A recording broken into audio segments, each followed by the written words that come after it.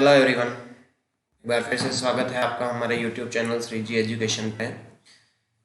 Last video के अंदर हमने कुछ इंपॉर्टेंट क्वेश्चंस डिस्कस किए थे चैप्टर 10 के रिफ्लेक्शन एंड रिफ्रैक्शन के। इसी सीरीज़ को आगे बढ़ाते हुए हम इस वीडियो में कुछ और इम्पोर्टेंट क्वेश्चन चैप्टर 10 के रिफ्लेक्शन एंड रिफ्रैक्शन से रिलेटेड सॉल्व करते हैं। तो हमारा जो नेक्स्ट क्वेश्चन है वो है, why does the ray of light bend while traveling from one medium to another medium। यानी बेसिकली क्वेश्चन जो है वो हमारे पास ये है कि जब लाइट रे एक मीडियम से दूसरे मीडियम में ट्रैवल करती है तो अपने पाथ से बेंड क्यों हो जाती है।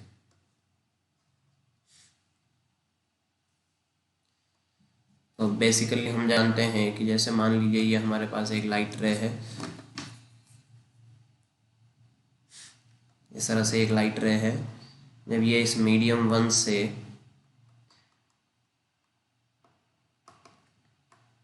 मीडियम 2 में ट्रैवल करेगी तो हम जानते हैं कि ये यहाँ पे कुछ एंगल आई एंगल के साथ इंसिडेंट होती है। मीडियम 1 में जो इसकी वेलोसिटी है दैट इज़ v1 और मीडियम 2 में इसकी जो वेलोसिटी है दैट इज़ v2। तो जब लाइट किसी एक मीडियम से दूसरे मीडियम में जाती है तो उसकी वेलोसिटी जो है वेलोसिटी चेंज हो जाती है। यानी मान लीजिए v1 is different from v2, v1 और v2 एक दूसरे से डिफरेंट है, तो इसलिए लाइट अपने पाथ से बेंड हो जाती है। अब बेंडिंग के लिए हम यहाँ देख सकते हैं कि लाइट जब डेंसर से रेरर में जाती है या फिर रेरर से डेंसर में जाती है, तो जब डेंसर से रेरर में जाती है तो लाइट अवे फ्रॉम नॉर्मल और रेरर से डेंसर में जाती है तो टुवर्ड्स नॉर्मल बेंड हो जाती है। तो इस तरह से हमने देखा कि लाइट के बेंड होने के लिए जो बेसिक बात है कि लाइट बेंड क्यों होती है, उसका कारण है कि लाइट जब एक मीडियम से दूसरे मीडियम में जाती है तो अपने उसमें वेलोसिटी में चेंज आ जाता है, जिसके कारण वो अपने पाथ से बेंड हो जाती है।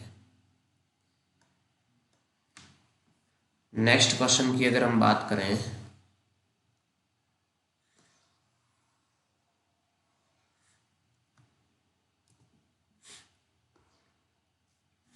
नेक्स्ट क्वेश्चन हमारे पास है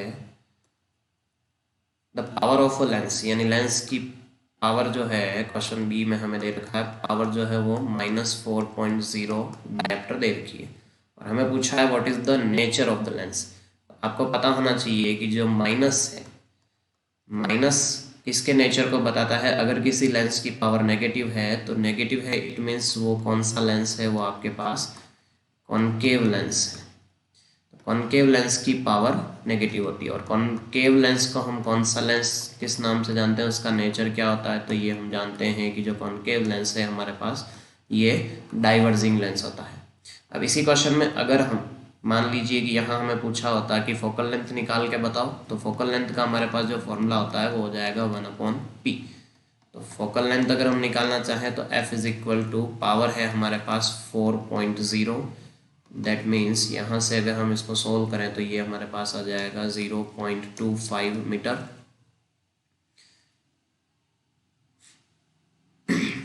जिसका जो आंसर हो जाएगा that is 25 centimetre of minus. तो ये हमारे पास इस लेंस की फोकल लेंथ भी हो जाएगी। नेक्स्ट क्वेश्चन है हमारे पास, an object of size 4.0 centimeter is placed 30 centimeter far from a concave mirror of 15.0 focal length। यानी एक ऑब्जेक्ट है जिसकी साइज है, साइज ऑफ ऑब्जेक्ट है 4.00 सेंटीमीटर। ये एक कॉनकेव मिरर, मिरर का नाम है कॉनकेव मिरर, कॉनकेव मिरर से जिसकी फोकल लेंथ है 15 सेंटीमीटर। अब हमें यहाँ पे पहले ही साइन कन्वेंशन यूज़ करते जाना है, तो 15 सेंटीमीटर कॉनकेव मिरर है इसलिए हम 15 सेंटीमीटर को माइनस में यूज़ करेंगे। अब यहाँ पे हमें कहा गया है कि ऑब्जेक्ट जो है वो कितने डिस्टेंस पे रखा गया है, तो ऑब्जेक्ट हमारे पास रखा गया है -30 सेंटीमीटर। आपको ये भी चीज़ ध्यान होनी चाहिए कि ऑब्जेक्ट जो है वो हमेशा ही नेगेटिव ही होगा, क्योंकि वो हमेशा लेफ्ट साइड में रखा जाता है। तो मान लीजिए ये हमारे पास इस तरह से एक कॉनकेव मिरर है, इसके सामने यहाँ पे हमने एक ऑब्जेक्ट रखा है। तो एक रे से जाएगी पैरेलल, आफ्टर रिफ्लेक्शन ये फोकस से जाती है, एक रे से जाएगी फोकस से, आफ्टर रिफ्लेक्शन पैरेलल हो जाएगी। इन दोनों के कारण मान लीजिए इमेज ऐसे बनता है।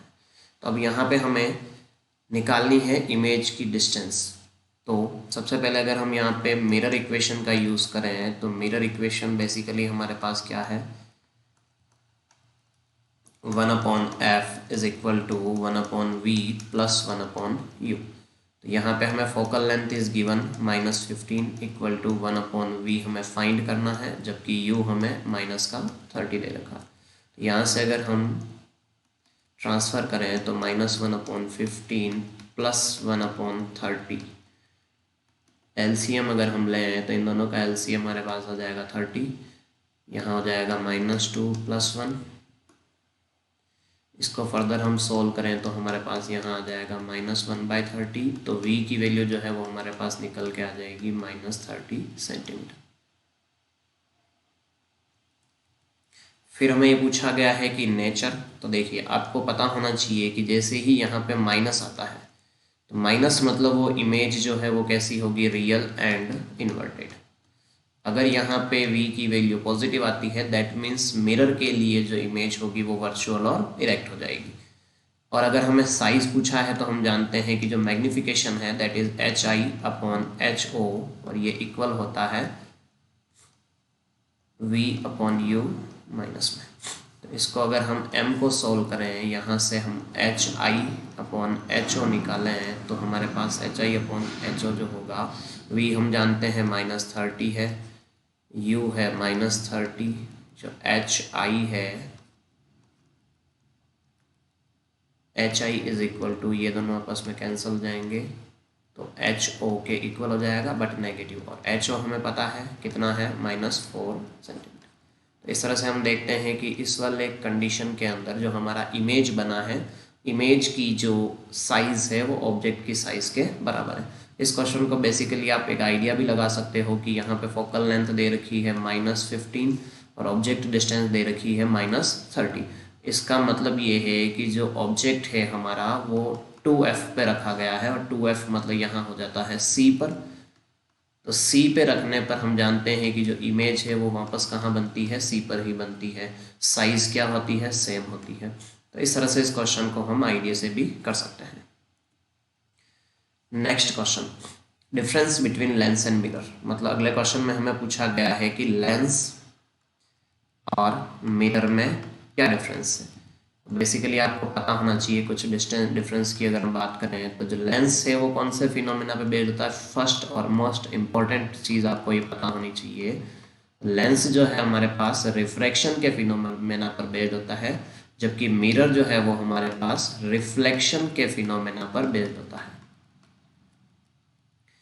दूसरी चीज़ रिफ्लेक्शन यहाँ मैं लिख देता हूँ फिनोमेना, रिफ्लेक्शन फिनोमेना। दूसरी चीज़ आपको पता होनी चाहिए कि एक लेंस के अंदर 2 रिफ्रैक्टिंग सरफेसेस होती है, जबकि मिरर के अंदर ओनली 1 रिफ्लेक्टिंग सरफेस होती है। ये आपको मेजरली ध्यान रखना है। फिर हम अगर बात करें तो ये एक ट्रांसपेरेंट मीडियम होता है, ट्रांसपेरेंट मीडियम होता है, जबकि ये नॉन ट्रांसपेरेंट होता है। इसमें एक साइड पे हम कलर या पॉलिश कर देते हैं और एक ही साइड में हमें इमेज ऑब्टेन होती है। तो इस तरह से हमने कुछ मेजर डिफरेंस देखे लेंस और मिरर के बीच में। नेक्स्ट क्वेश्चन है, with the help of a diagram show the nature and position of image when object of the following when object is between f and c। यानी पहला हमारे लिए concave mirror के लिए हमें कहा गया है कि ऑब्जेक्ट जो है वो कहाँ रखा गया है, बिटवीन f एंड c।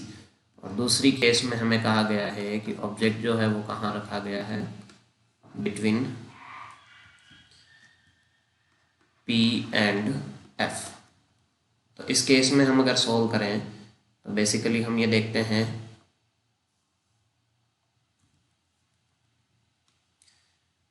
तो फर्स्ट अगर हम लेते हैं, तो मान लीजिए हमारे पास इस तरह से एक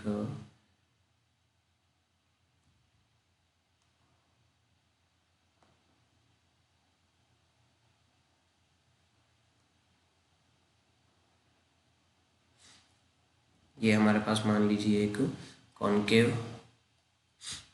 मिरर है, जिसमें हमने क्वेश्चन हमें दे रखा है कि ऑब्जेक्ट जो है हमें कहाँ रखना है, बिटवीन F एंड C के। तो यहाँ हम देखते हैं कि मान लीजिए ये हमारे पास F है, ये हमारे पास मान लीजिए C है। तो हमें डायग्राम बना के बताना है कि अगर हम ऐसी कंडीशन में रखते हैं तो जो इमेज है वो कहाँ बनती है बेसिकली। तो इसके लिए हम यहाँ पे देखते हैं,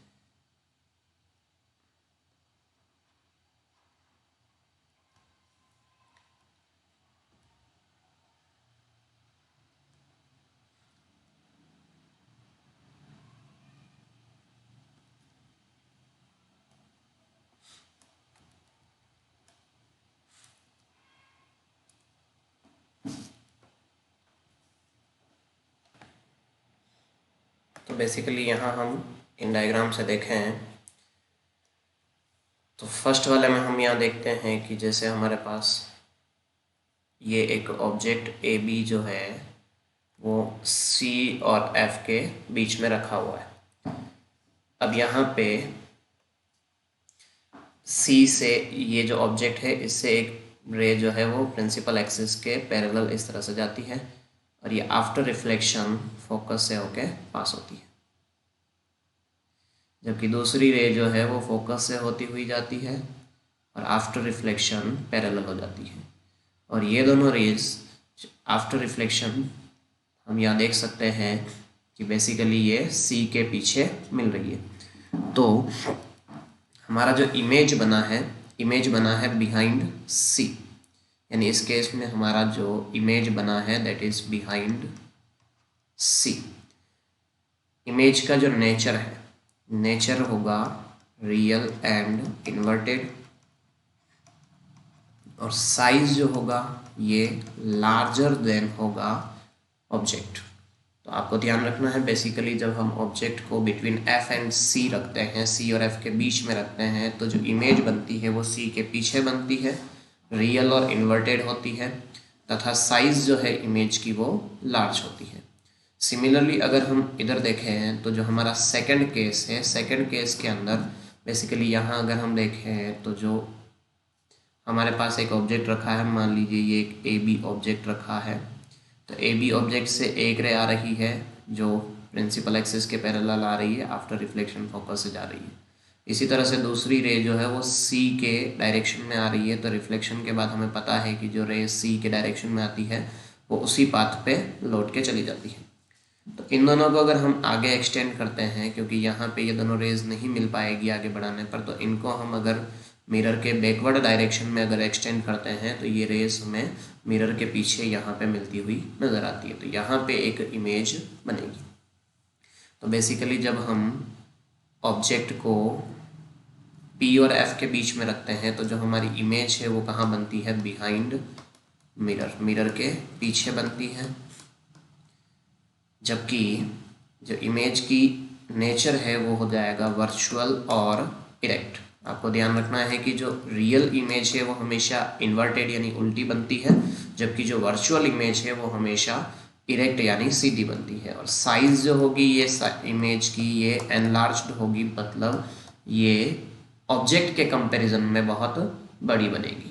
इस तरह से हमने यहाँ बेसिकली दो केसेस देखे कॉनकेव मिरर के लिए, जब ऑब्जेक्ट F और C के बीच में रखा हो तो जो इमेज है वो बिहाइंड C बनती है, इमेज रियल और इन्वर्टेड होती है और उसकी साइज लार्ज होती है, जबकि जब ऑब्जेक्ट को बिटवीन P एंड F रखा जाता है तो बिहाइंड मिरर बनती है, वर्चुअल और इरेक्ट होती है और साइज एनलार्ज्ड होती है। Next, light rays enter from air into water. एक एक स्टेप को हम बनाते जाते हैं यहाँ पे कि हमारे पास मान लीजिए ये बेसिकली एयर है, यहाँ से लाइट किस में एंटर करती है, वाटर के अंदर, यानी लाइट की रेज जो एयर से वाटर में एंटर करती है, हुज रिफ्रैक्टिव इंडेक्स इज 1.33, यानी यहाँ पे वाटर का जो एयर के रेस्पेक्ट में रिफ्रैक्टिव इंडेक्स है that is 1.33। If speed of light in air, air में जो स्पीड ऑफ लाइट है वो 3 × 10⁸ मीटर पर सेकेंड है। Find the speed of light in water, यानी हमें speed of light in water find करना है। तो बेसिकली आपको ये इंपॉर्टेंट क्वेश्चन है, ध्यान रखना है कि इस टाइप का क्वेश्चन आपके एग्जाम में आपको मिल सकता है। तो यहाँ पे हमें पता होना चाहिए कि जो रिफ्रैक्टिव इंडेक्स है, रिफ्रैक्टिव इंडेक्स बेसिकली ये होता क्या है। तो रिफ्रैक्टिव इंडेक्स, मान लीजिए आपके पास दो मीडियम है, इस मीडियम में लाइट की वेलोसिटी v1 है और इस मीडियम में लाइट की वेलोसिटी v2 है। तो जो रिफ्रैक्टिव इंडेक्स है बेसिकली वो इन दोनों मीडियम के अंदर लाइट की वेलोसिटी का रेशियो होता है। यहाँ पे आपको स्पेशल ध्यान ये रखना है कि v1 यानी जिस मीडियम से लाइट आ रही है वो हमेशा ऊपर रहना चाहिए और जिस मीडियम में लाइट जा रही है वो हमेशा नीचे होना चाहिए। तो यहाँ पे हमें वाटर का रिफ्रैक्टिव इंडेक्स दे रखा है that is 1.33 equal to v1 हमें लाइट की स्पीड दे रखी है 3 × 10⁸ डिवाइडेड बाय v2।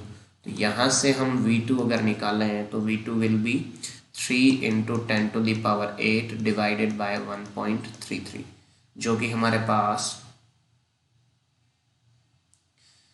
अप्रॉक्सीमेटली आता है 2.25 × 10⁸ मीटर पर सेकेंड।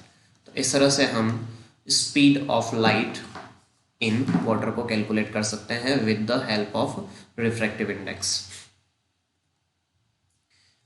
नेक्स्ट जो हमारे पास क्वेश्चन है focal length of a convex lens is 20 centimetre, यानी एक कॉन्वेक्स लेंस की फोकल लेंथ आपको 20 सेंटीमीटर दे रखी है। फर्स्ट चीज़ आपको हमेशा ध्यान रखना है कि जो भी चीज़ आप रख रहे हो, जो भी आप मेंशन कर रहे हो, उन सब के आपको sign at that same time mention कर देने हैं। जैसे हमें पता है कि भाई focal length of convex lens जो होती है वो पॉजिटिव होती है, तो आपको यहाँ पे पॉजिटिव साइन लगाना है।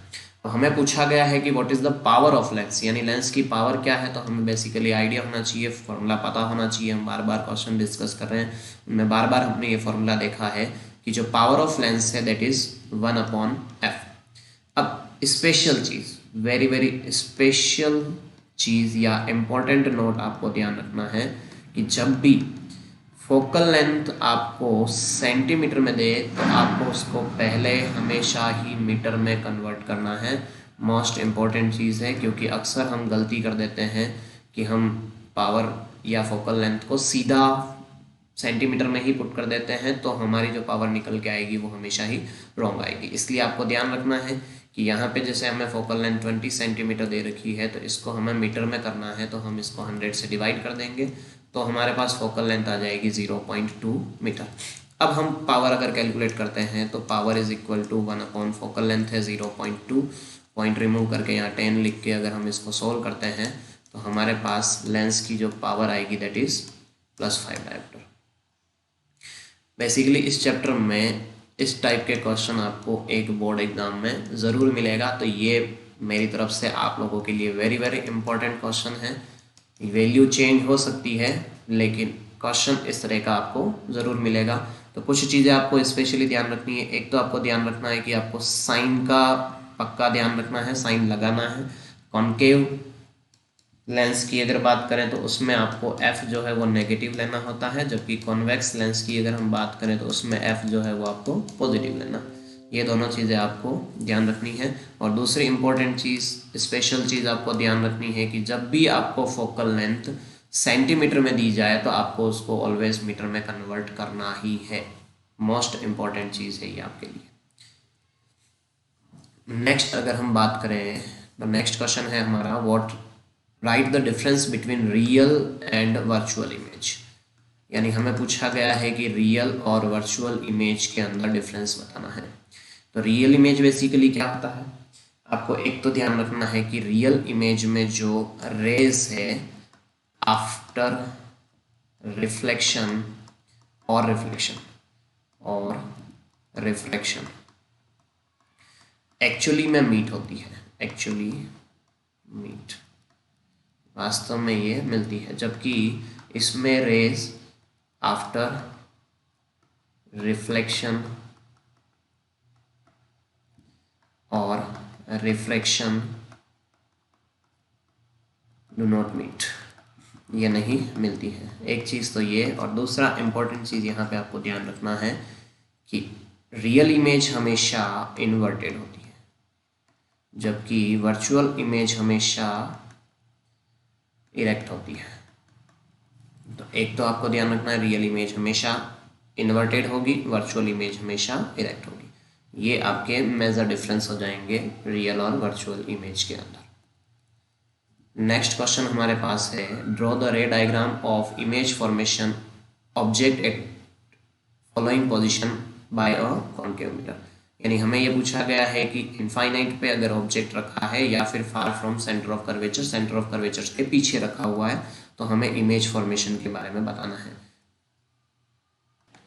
बेसिकली यहाँ हम अगर देखें तो हमारे पास जो केस 1 है, दैट इज कि ऑब्जेक्ट कहाँ रखा गया है, इनफाइनाइट पे। तो आपको पता होना चाहिए कि जो जब ऑब्जेक्ट इनफाइनाइट पे रखा जाता है तो जो ऑब्जेक्ट से आने वाली रेज है वो पैरेलल होती है। तो इस तरह से ये पैरेलल रेज आ रही है, और ये पैरेलल रेज आफ्टर रिफ्लेक्शन, आपको पता है कि आफ्टर रिफ्लेक्शन जो पैरेलल रेज है वो आफ्टर रिफ्लेक्शन फोकस से होकर जाती है। तो यहाँ पे ये सारी की सारी जो पैरेलल रेज है ये सब की सब मर्ज हो जाती है एट फोकस। तो जो हमारा इमेज है, जब हमने ऑब्जेक्ट को इनफाइनाइट पे रखा तो जो हमारा इमेज है वो कहाँ बनता है, एट फोकस पर। दूसरी चीज़ आपको ध्यान रखनी है कि ये जो इमेज होगा ये रियल एंड इन्वर्टेड होगा। और तीसरी चीज़ आपको स्पेशली यहाँ ध्यान रखना है कि जो इमेज की साइज है वो एक पॉइंट साइज्ड इमेज होगी। नेक्स्ट अगर हम दूसरे डायग्राम की बात करें तो दूसरे में हमें यहाँ पूछा गया था far from centre of curvature, यानी सेंटर ऑफ कर्वेचर के पीछे। तो मान लीजिए ये डायग्राम में आपको एक ऑब्जेक्ट दे रखा है ए बी, इससे एक रे जा रही है ऐसे प्रिंसिपल एक्सिस के पैरेलल। हमें पता ही है कि प्रिंसिपल एक्सिस से पैरेलल जाने वाली रेस जो है वो आफ्टर रिफ्लेक्शन फोकस से होके जाती है। सिमिलरली एक रे यहाँ पे सी से जा रही है, तो जो सी से जाने वाली रेज है वो रिफ्लेक्शन के बाद उसी पाथ पे लौट आती है। तो यहाँ पे ये जो दोनों रेज है ये कहाँ मिल रही है, बेसिकली ये दोनों रेज जो है वो हमारे बिटवीन, इमेज जो बन रही है वो कहाँ बन रही है, बिटवीन सी एंड एफ। जो इमेज है वो कैसी हो जाएगी, रियल एंड इन्वर्टेड। और अगर आप डायग्राम में देखते हो तो आपको ये पता चल जाएगा कि जो इमेज की साइज है वो स्मॉलर देन ऑब्जेक्ट है, ऑब्जेक्ट से थोड़ी सी छोटी होगी, स्मॉलर देन ऑब्जेक्ट। तो आप हमने यहाँ पे दो केस डिस्कस किए। केस 1 में जब ऑब्जेक्ट इनफाइनाइट पे रखा गया है तो इमेज बनती है एट फोकस, रियल और इन्वर्टेड होती है और पॉइंट साइड होती है। और जब ऑब्जेक्ट को बिटवीन सी के पीछे रखा गया है तो इमेज जो है वो बिटवीन सी एंड एफ बनेगी, रियल और इन्वर्टेड होगी और स्मॉलर देन ऑब्जेक्ट होगी। नेक्स्ट हमें यहाँ पे कहा गया है कि कॉन्वेक्स लेंस के कारण हमें अलग अलग कंडीशन पे जो इमेज है उनके लिए डायग्राम ड्रॉ करना है, और इमेज कहाँ कहाँ बनती है इस चीज़ के बारे में हमें बताना है।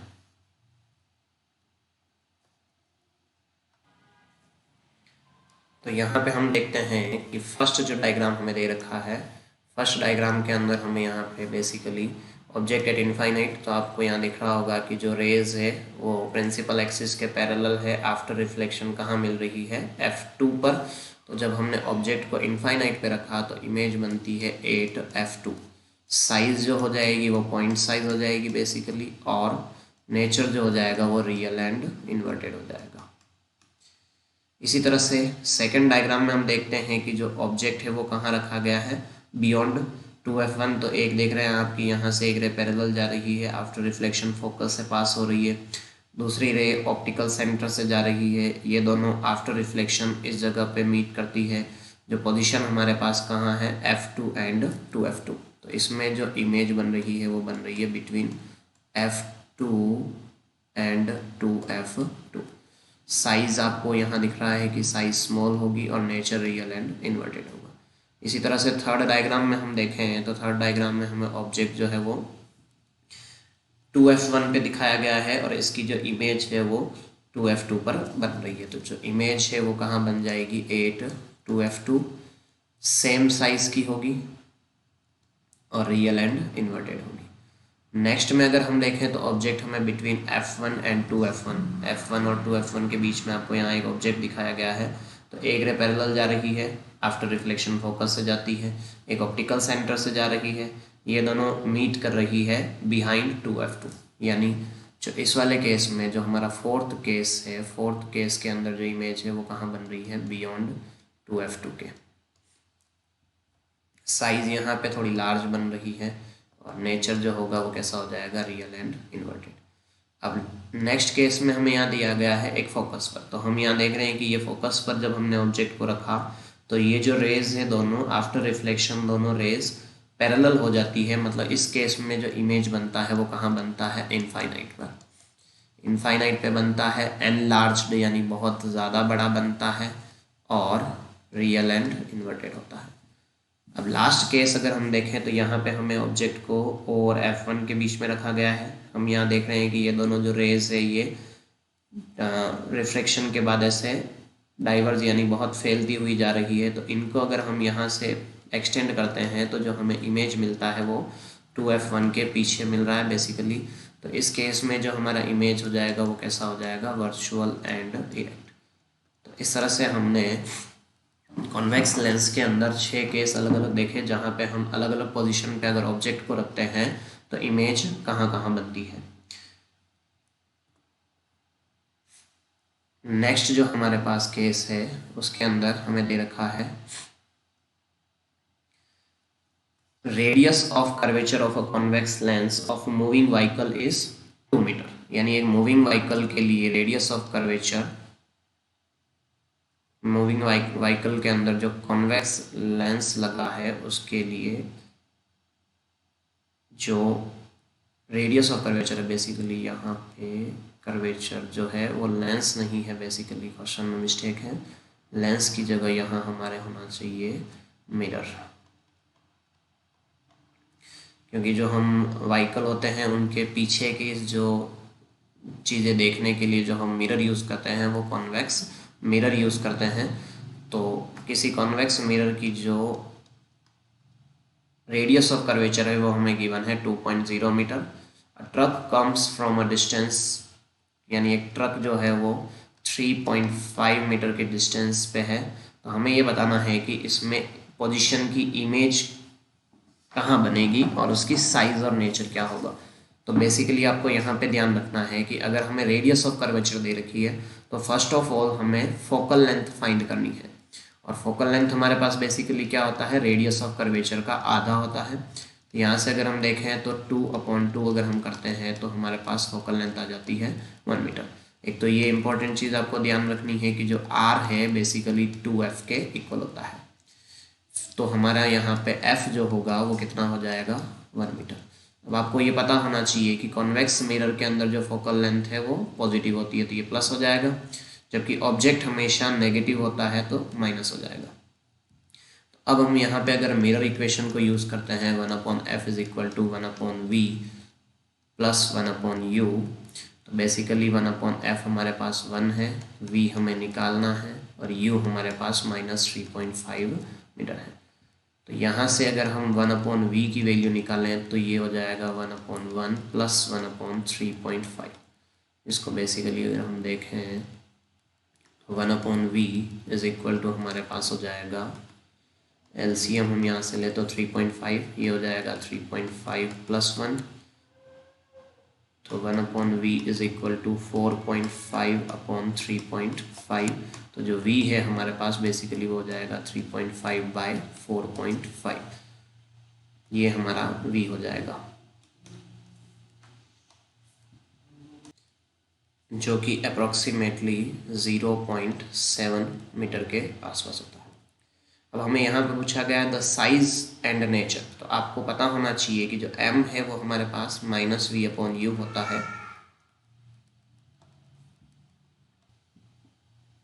तो जो बेसिकली m है हमारे पास m होता है -v/u, तो जो कि हमारे पास हो जाएगा, यहाँ से अगर हम कैलकुलेट करें तो v हमारे पास बेसिकली आ रहा है 0.7 और u हमारे पास है 3.5 माइनस का, तो इनको हम अगर इस तरह से कैंसिल कर देते हैं तो ये हमारे पास आता है 1/5 जो कि 0.2 के।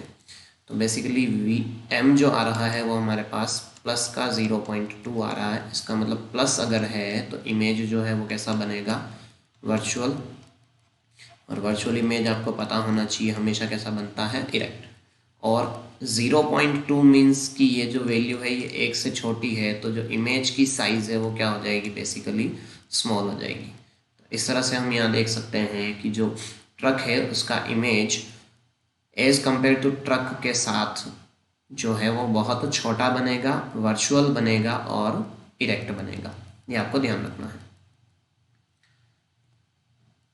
नेक्स्ट क्वेश्चन है, अगेन हमारे पास एक क्वेश्चन है जो कि है कि हमें एक ऑब्जेक्ट ऑफ 2.0 सेंटीमीटर हाइट, यानी एक ऑब्जेक्ट रखा गया है 2.0 सेंटीमीटर हाइट का from to the principal axis of a convex lens of focal length, यानी कॉन्वेक्स लेंस जिसकी फोकल लेंथ कितनी है 10 सेंटीमीटर, उससे 15 सेंटीमीटर के डिस्टेंस पे ऑब्जेक्ट रखा गया। अब आपको मैंने बता ही दिया है कि साइन जो है आपको एट दैट सेम टाइम आपको यूज़ करना है। तो हमें पता है कि कॉन्वेक्स लेंस की जो फोकल लेंथ होती है वो प्लस होती है और कॉन्केव लेंस की माइनस होती है। इसी तरह से u जो है यहाँ पे हमारे पास माइनस का हो जाएगा क्योंकि u इज़ ऑलवेज नेगेटिव। अब हमें यहाँ पे बेसिकली नेचर, पोजीशन और साइज निकालनी है। तो हम यहाँ पे फॉर्मूला लगाते हैं lens equation 1/f is equal to 1/v minus 1/u। तो यहाँ से अगर हम 1/v की बात करें तो 1/v हमारे पास हो जाएगा 1/f प्लस 1/u। तो बेसिकली अगर हम इसे सॉल्व करें तो 1/v is equal to 1/f, f हमारे पास है 10, u हमें दे रखा है 15। इससे हम अगर कैलकुलेट करते हैं तो 1/v हमारे पास LCM इन दोनों का आ जाएगा 30, 3 माइनस 2 ये हमारे पास हो जाएगा 1/30 1/v। तो जो v है बेसिकली हमारा कहाँ बन जाएगा 30 सेंटीमीटर प्लस। अब नेचर, तो आपको ये पता होना चाहिए कि लेंस वाले मामले में अगर v पॉजिटिव आ रहा है तो इट मीन्स कि जो इमेज है वो कैसी है, रियल एंड इन्वर्टेड। जबकि मिरर में ये चीज़ उल्टी होती है, मिरर में अगर v माइनस होता है तो हम रियल एंड इन्वर्टेड कहते हैं, जबकि लेंस में अगर v पॉजिटिव आ रहा है तो आपको ये ध्यान रखना है कि इमेज जो है वो रियल एंड इन्वर्टेड होती है। पोजीशन हमने ऑलरेडी कैलकुलेट कर ली है। अब हमें यहाँ पे साइज़ कैलकुलेट करनी है। तो साइज़ कैलकुलेट करने के लिए सबसे पहले हम अगर बात करें मैग्नीफिकेशन की, तो मैग्नीफिकेशन का हमारे पास फॉर्मूला होता है m is equal to v/u। जो v है हमारे पास दैट इज़ 30 और u जो है हमारे पास दैट इज़ माइनस का 15। तो यहाँ पे जो मैग्नीफिकेशन है वो माइनस का 2 आएगा। अब ये माइनस मैग्नीफिकेशन भी आपको यही बता रहा है कि इमेज कैसी हो जाएगी, इन्वर्टेड। और अगर हम साइज़ की बात करें तो HI/HO इक्वल टू माइनस का 2। जो HI है वो हमारे पास हो जाएगा -2 मल्टीप्लाई बाय 2 क्योंकि HO हमारे पास 2 है।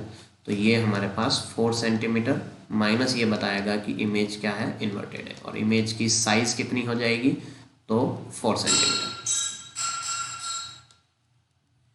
हमने इस सीरीज़ के अंदर कुछ मोस्ट इम्पॉर्टेंट क्वेश्चंस जो है वो हमने सोल्व किए हैं। बेसिकली आपको एग्ज़ाम के लिए क्वेश्चंस प्रैक्टिस करने हैं। आपके पास जो भी नोट्स अवेलेबल है उन नोट्स को पढ़ना है और इन सारे क्वेश्चंस को आपको देख के जाना है। हमने कोशिश ये की है कि हम इस सीरीज़ के अंदर जितने भी इम्पोर्टेंट क्वेश्चन हैं या फिर इस चैप्टर के जितने भी कॉन्सेप्ट हैं उन सब कॉन्सेप्ट को हमने इन्वॉल्व करने की कोशिश की है। नेक्स्ट पार्ट में हम इसके बाद चैप्टर जो हमारे पास है human I and colourful world, उसके जो इम्पोर्टेंट क्वेश्चंस हैं उनको डिस्कस करेंगे।